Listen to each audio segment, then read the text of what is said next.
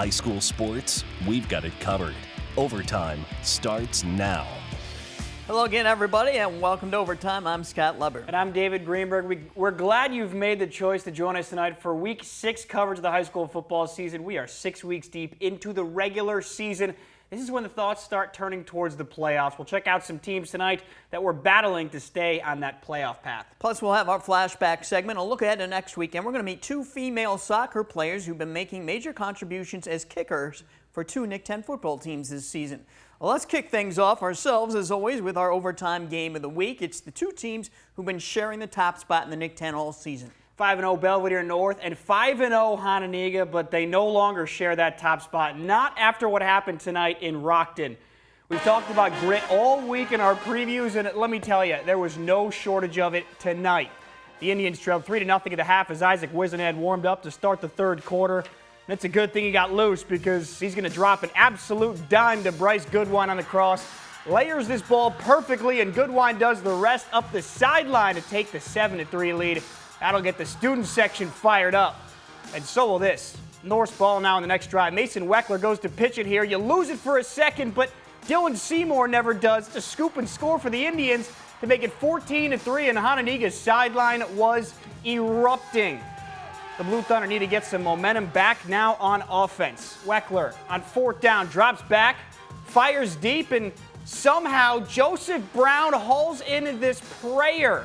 That in turn gave them the spark they need. Weckler keeps it himself around the left side, and he's in for the touchdown. 2-point was no good, so they trailed 14-9. Let's go deep into the fourth now. North still trails and needs a touchdown to take the lead. And look at the second effort from Mason Weckler. Completely shakes off this tackle and turns on the afterburners to get into Indian territory. Coach Zimmerman looking over the clock to make sure he can manage the scoreboard a little bit. Fourth down with 2 minutes left. North from the 10 has to score. It's over. Going to their bag of tricks, a reverse, and Jacob Booker gets taken down at the 1. Hononegah hangs on in the most gritty fashion. They remain perfect and improved to 6-0. They take sole possession of first place in the conference. Here's Wisenad and Goodwine talking about that big touchdown that got them going.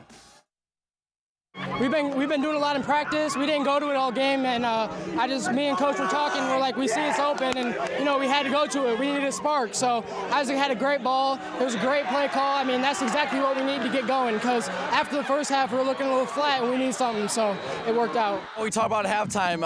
In Belvedere, they take a lot of the clock, and we really needed to get the ball in the end zone. We had to get our offense moving. We saw a mismatch. We set up the play, and we executed it, and it was a hell of a touchdown. They came out and they played in the second half, and we made some great plays. And I'll tell you what, this is a great team. Love being part of it. Love coaching them. Great kids. Oh, how about that one? Unbelievable. There was a great ending to that game, too. Unbelievable finish. But there was another key game in the Nick 10 tonight at Harlem, the 4-1 Huskies and the 3-2 Boylan Titans. This one got crazy, too. These two teams did not get to face each other in the spring because Boylan was shut down by COVID. They were eager to face each other tonight. Harlem had not lost since week 1 when it played Hononegah. Boylan was trying to bounce back from a loss to Hononegah just last week. All right, we'll pick it up here late in the second quarter. Titans knocking on the door, but Eric Serrano storms into the backfield and takes down Connor Dennis. There was a whole lot of defense in that first half by both teams. Harlem led 6-0 at recess. Things got crazy in the third quarter. Austin Redmond rolls out of the pocket. He has Connor Willard for the Husky touchdown. But then the Titans would hit for the big play. Dennis gets good air under this pass. Mark Harris has it. He will not be caught. He goes 75 yards. Harlem led 14-6. Now watch what happens on the following kickoff. DeAndre Young will field it right in his breadbasket. There's a big hole up the middle, and then he just shoots through there, and you can forget about it after that. He's going to cover 92 yards. He's ripped off a lot of these returns this year. Harlem led 21-6. Still in the third quarter, the Titans cashed in on a Harlem fumble from the 9. It's Dennis on the keeper, and that white jersey doesn't get dirty on that play. Boylan's still in it, down 21-13. But watch this. Following kickoff, Titans want to keep that ball away from Young. They bounce it down the middle. Hey, it's loose. And who comes up with it? It's Young, number 8. And what does he do? Gets by a would-be tackler, and he's got a posse. And my golly, folks, he's going to do it again. In the span of like 5 minutes, he returns 2 to the house. Unbelievable. But guess what? I said this third quarter was crazy. Titans strike back. Dennis and the Titans here. Looking. Not this time. Tyrone Tyus is there for the Harlem pick at the 5-yard line. That was big. Still in the third quarter. More explosives right here from Adrian Palos, who busted a big one. He rumbles in. That made it 33-13 Harlem, and that pretty much sealed it. Harlem goes on to win 39-13. Got to catch your breath. How about the Nick 10 tonight? Showing out. Two great games. It's just an unbelievable year for special teams and for defenses, and they're giving us our money's worth. Absolutely. Yeah. Now, normally Tim Bailey would be joining us right now to discuss these games, and I'm sure he'd have a lot to say, but Tim's a little under the weather, so he's not going to join us, but we wish Tim well. Look forward to his speedy return. All right, we still have some more Nick 10 action straight ahead. Guilford and East hooked up in a game that was key from a playoff standpoint for both teams. We'll see which team is celebrating tonight. Don't go anywhere. You're watching Overtime.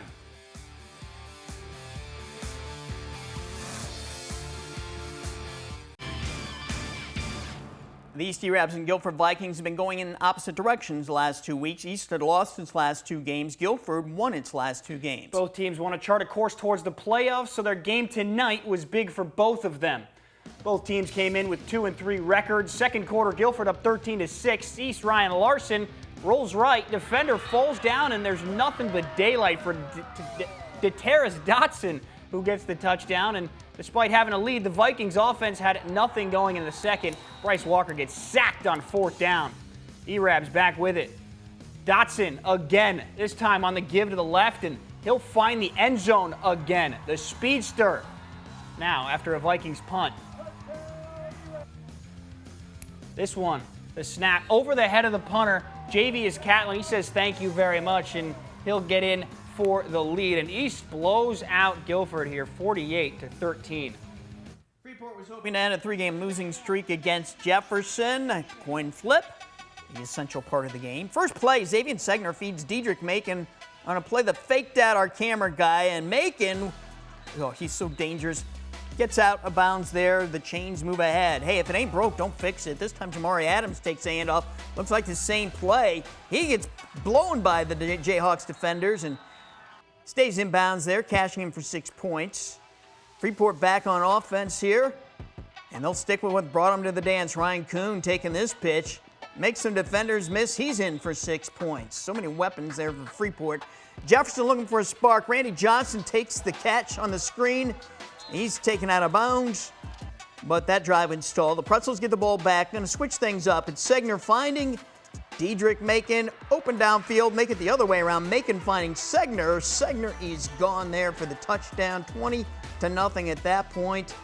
And then a Freeport running the jet sweep, but wait. It's a little flip there, and it's Kuhn who is in there, breaking the plane for another touchdown and second of the night. That put Freeport up 27-0. The Pretzels won this one big, 59-8.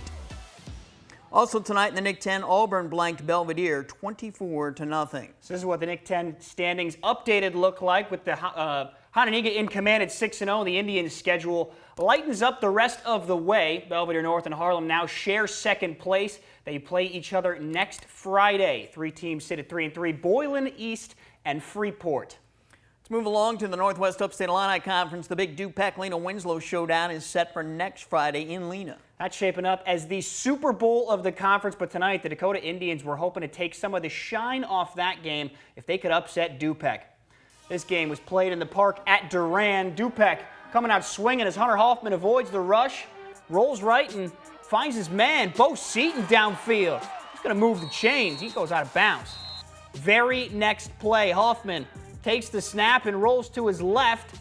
Doesn't find anything, so he's going to run back the opposite direction. He gets past one defender and eventually is brought down. Hunter Hoffman, athletic there. Second quarter now, Hoffman in the shotgun, fumble, picks the ball up, fakes left and rolls to his right. That's Bryce Fitsenko for the first down to keep the drive alive. Dupac knocking on the door now. Trenton Taylor takes the direct snap and takes a defender into the end zone with him. A successful 2-point attempt made the score 14-0. Dakota trying to get something going now on offense, but Jake Anderson comes screaming off the edge to shut that play down. Riverman now back in the red zone. Hoffman fakes it, throws to Trent Hetland. and he'll make his way into the end zone. Dupek now up 22-0. Dakota goes 3 and out, forced to punt. This high snap goes out of the back of the end zone for a safety. Dupek goes up 30-0. Just keep tacking it on. Things go from bad to worse for Dakota as Hunter Hoffman, Bo Seaton wide open. Another successful 2-point, 38-0 at that point. Dupek adds one more. They blank with 46-0. Nice little dance there in the end zone by Seaton. Here are the other NUIC scores. It's Galena over EPC. What a thriller. 41-40 in double overtime. Fulton beat Stockton 42-14. Lena Winslow on that long road trip to Chicago beat DePaul Prep 38-27. Closer than a lot of people thought. East Dubuque and Forreston, they're going to go at it tomorrow morning in Forreston. I think I'm going to catch some of that game. All right, coming up in a bit, we spotlight two young ladies who have been putting points on the board this season for two Nick 10 football teams with their feet. And we'll go to Rochelle for Hub's highlights against Marengo. But up next, big Northern action. Could Stillman Valley add on to its winning streak at North Boone?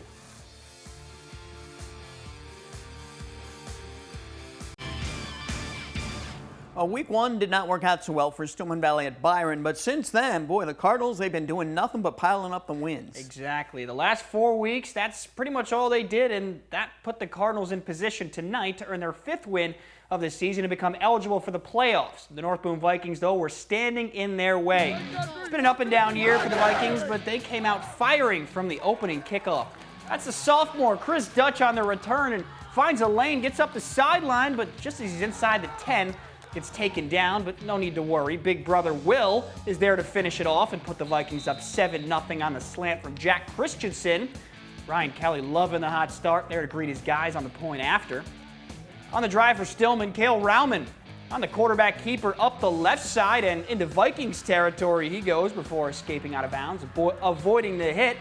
But North Boone would get it back and work it all the way down to the 1, and Christensen floats it to Dutch, working across the field. He's in easy. They go up 13-0. Great play call, but those Cardinals never stop fighting. They score 21 unanswered to win 21-13.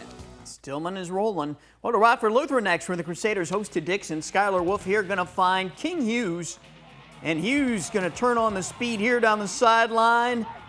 Taken down around the 20-yard line. A little bit later, they'll give it to the big man, Jameer Pitts.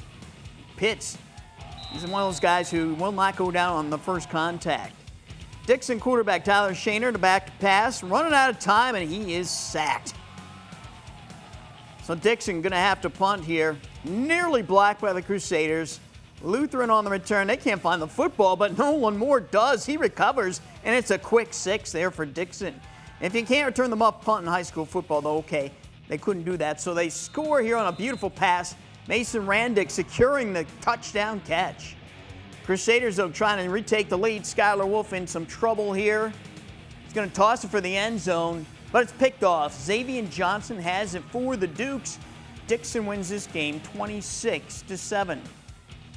At Rockford Christian, the Royal Lions hosted Winnebago.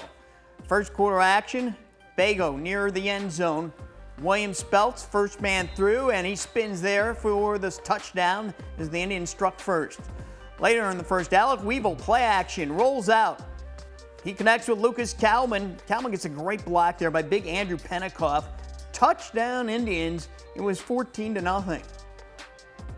Bago would put more points on the board in the first quarter. Michael Cunningham, the Big Northern's leading rusher, scores 21-0. Second quarter now, Weevil with some misdirection. Rolls out. Speltz is all alone. Nice adjustment by him to get the ball. Put 6 more on the board. It was 28-0. Let's see if the Royal Lions could get something going. Sophomore QB Leon Leach here on the keeper. He's a nice player. It's going to be something by the time he's a senior. 2 plays later, Leach is going to go to the air, and a pretty connection with Peyton Corpus for the touchdown.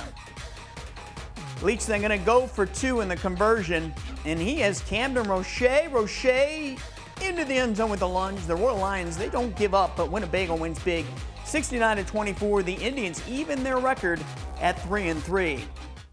Also in the Big Northern Conference, Byron won big over Rock Falls, 63-7, and Genoa Kingston shut out Oregon, 47-0. Well, the Rochelle Hubs are thinking playoffs. They've been holding up well in the new Kishwaukee River Interstate 8 Conference Blue Division.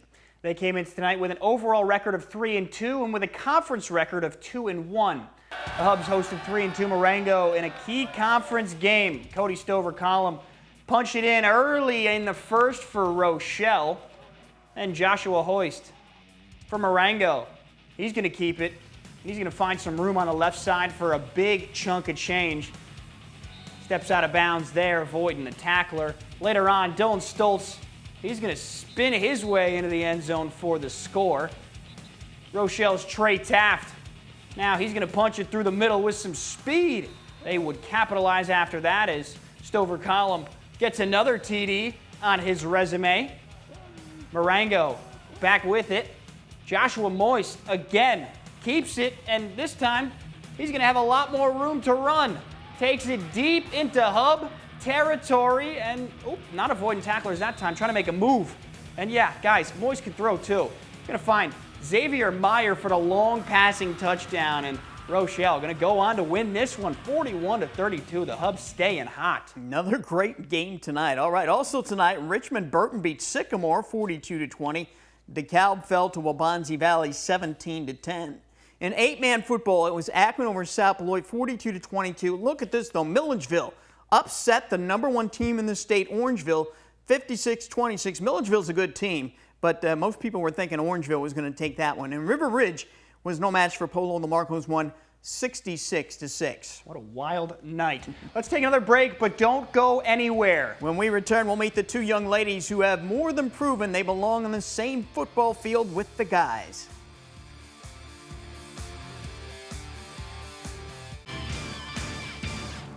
Earlier this evening, we saw something a little different at one football game. Two girl kickers, both kicking in one boys varsity game between Boylan and Harlem.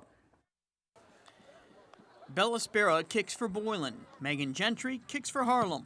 Both of them are soccer players who thought they'd give football a whirl this fall for the first time. Each one earned a spot on her team during a brief summer tryout. And I came in senior year and talked to Catch with my dad and everything, and he was really open about the decision, and I came out here and kicked for the first time, and he saw it and he liked it. When it came to me, I just said, hey, let me find a day, let me call her dad, and let's get her out here and let's take a look at it. Bella impressed Cacciatore. She was on the team. I was on the soccer field one day, and I really wanted to kick a field goal because, and I kicked a field goal, a perfect one with the soccer ball, and I was like, oh, well, let's try it with the football. So I did it, and I did a perfect one straight down the middle. So Gentry later kicked for Harlem's football coaches, and they also were impressed and put her on the team. She was actually kicking with the sophomore guys, and so we saw how she was kicking, and we said, why don't you come over here, let's see what you can do with the varsity kids. And so when she did, and she was terrific. Both girls were fully embraced by their teammates once those teammates saw that they could produce when it mattered. How much pressure did you feel to just prove yourself to the guys that you were capable of doing the job?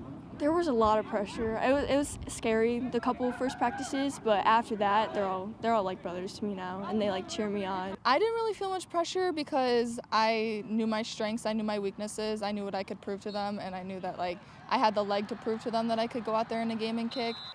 Coming into tonight, neither kicker had attempted a field goal this season, but both have been extremely accurate on extra points. Last Friday night, Bella came through under pressure, booting an extra point that gave Boylan a 1-point lead over Hananiga with just under 7 minutes remaining. She's actually a good kicker, and she gets along with the team very well, and she just fits in. Gentry also fits in with the Huskies. The guys kind of protect her a little bit.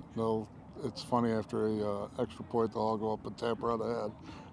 There was one time a couple weeks ago at Guilford when Gentry became more than a kicker. She tried to make a tackle when her kick was returned deep by the Vikings. What was going through your mind there as you saw, I might have to try to stop this guy? Well, I never thought I was gonna tackle someone. I saw that he got the ball and he was ready toward me. I wasn't trained to tackle, so I put my arm out to try and stop him because I thought that was gonna work, but it didn't work. So what did the two of them think about making a little history by being part of a varsity game that featured two kickers who were girls? It's actually so cool. I'm so glad she took the opportunity just like I did to do it. It's just really cool. I love how there's energy from the females and stuff, and I want so many other girls to start doing this because it's such a positive experience. Again, Gentry is a sophomore. She hopes to kick for Harlem again the next 2 years. Spera is a senior next year in college. She's going to focus strictly on soccer. And female kickers, they're rare, but they've been around in recent years, right? Yeah, we've had quite a few of them actually, but very few of them were their team's top kicker, and very few have had the kind of success that these two young ladies are having right now. But the first one I remember was Julie Harshbarger at Hononegah around 2002 and 2003. She was really good. She went on to kick for Rockford College and for some semi-pro teams in the area. But good to see the gals out there. That is awesome. Don't go anywhere. We'll be right back after this final timeout. Each week we spotlight a play of the week. It is the best play caught on our cameras. Tonight, though, we're going to give you two for the price of one. First, we go back to Hononegah. Hard to choose one play of the week from this game, but I think it's got to go to Mason Weckler for this effort here. Like a Mack truck, just shakes off that tackler, moving the Blue Thunder down the field. They did not win the battle, but you have to credit their heart and fight. Mason Weckler earns our first play of the week. Now, number two, it's DeAndre Young of Harlem. I had to choose between the two kick returns. I'm going with the second one because it was just a wacky beginning where he just picks up the loose fumble. The Titans tried so hard to keep the ball away from him, and DeAndre still makes them pay. Back he comes, taking it the distance. He's something else. That is our second play of the day. Hey, be sure to catch Overtime. You know where, right here. Friday nights, every night, 11 o'clock on Fox 39. We also rebroadcast it Sunday mornings at 9 on Fox 39. And for highlights and scores anytime, go to our website, mystateline.com. What a Friday that was. Yeah. That's our show. We're going to see you next Friday. Until then, have a great weekend.